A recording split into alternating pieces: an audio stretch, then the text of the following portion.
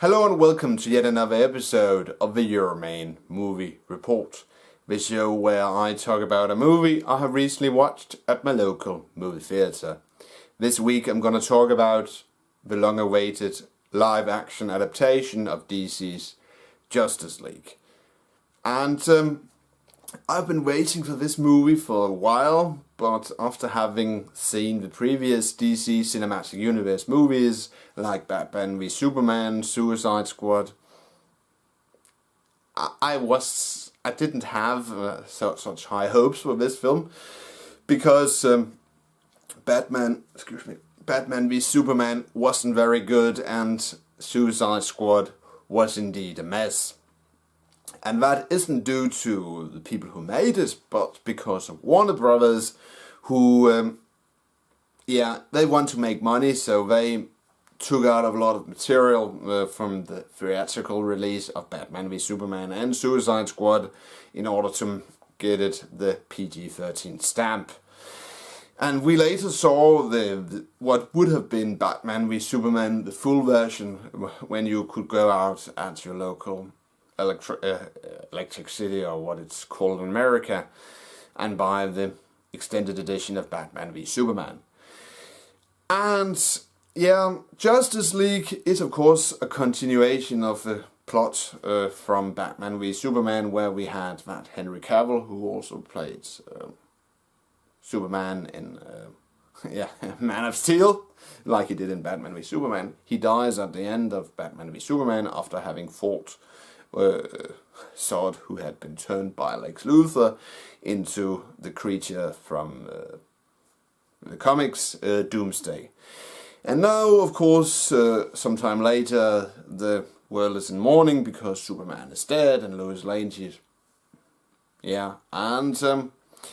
of course, you guys of course remember the final scene in Batman v Superman, where Diana, played by Gal Gadot, and Ben Affleck, who plays Bruce Wayne, Batman, they decided to put together a Defenders Force, which supposedly is going to be Justice League, and you follow them in that process in the first 50% of Justice League, where they try to recruit the potential members of the Justice League, like Ezra Miller, who is Barry Allen, who we were introduced to in a short cameo in Batman v Superman, of course, as he's the Flash. And when we have Arthur Curry, who is of course Aquaman, played by Jason Momoa. And then, I can divulge that we meet Henry Cavill again later in the film as Superman / Clark Kent.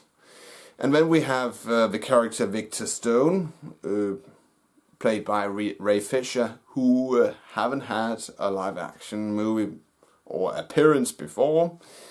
And I must say the CGI of him, it didn't look very well in the trailers, but it looks somewhat okay on screen.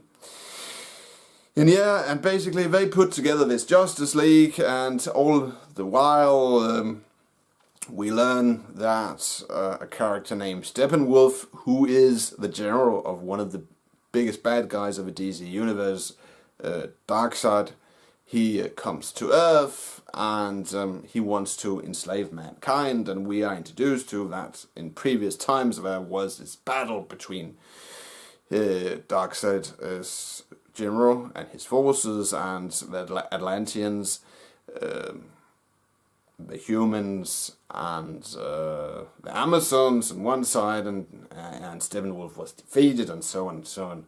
And not a very original story in my opinion, because we had seen similar plots in other films before, so I was a little bit disappointed regarding the story of Justice League, because the animated series, which premiered in 2001 and ran on, for instance, Cartoon Network, had better stories than this story here. But anyway, so that's you could easily refer to the Justice League movie as Justice League Begins, or something like that.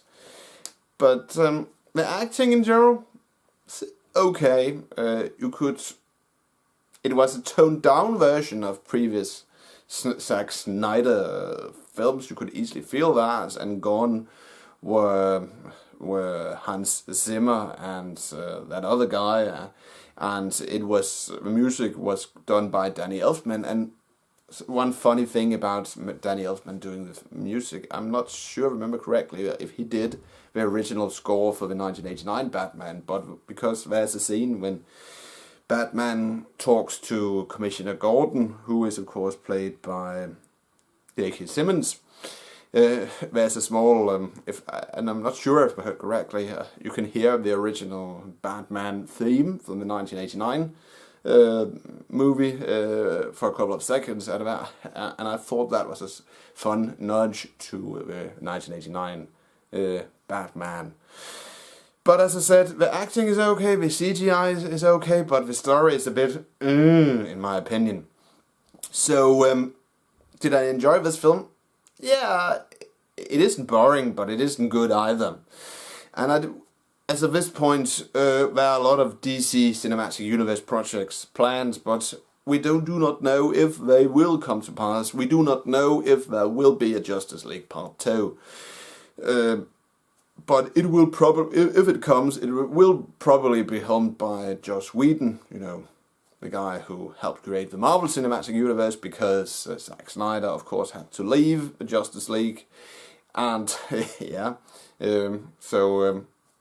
because of a family tragedy, we were told in the media, and but it was still a Zack Snyder-ish movie, but it wasn't as Zack Snyder-ish as Batman v Superman.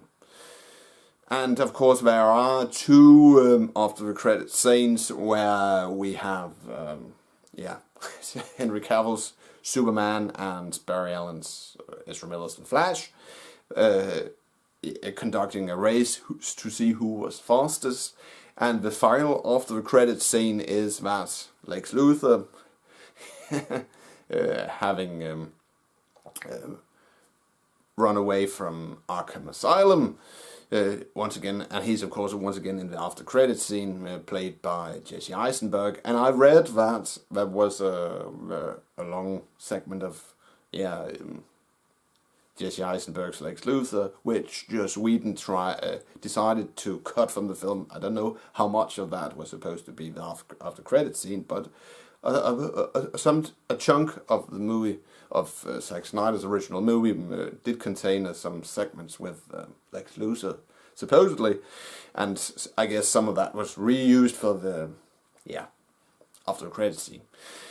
So anyway, is it worth watching in 3D? Yeah, I don't know. I paid the 20% extra. I usually hate 3D, but I paid the 20% extra, and yeah, I could have done. I could have seen the movie without 3D, but yeah, I had to. If I wanted to see it today, I had to pay the 20% extra. So all in all, if I'm gonna rate this film, I will give it 2.5 out of 5 stars. And as a final comment, it is better than the theatrical release of Batman v Superman, but it still isn't great. So if we will get other DC movies, that will remain to be seen.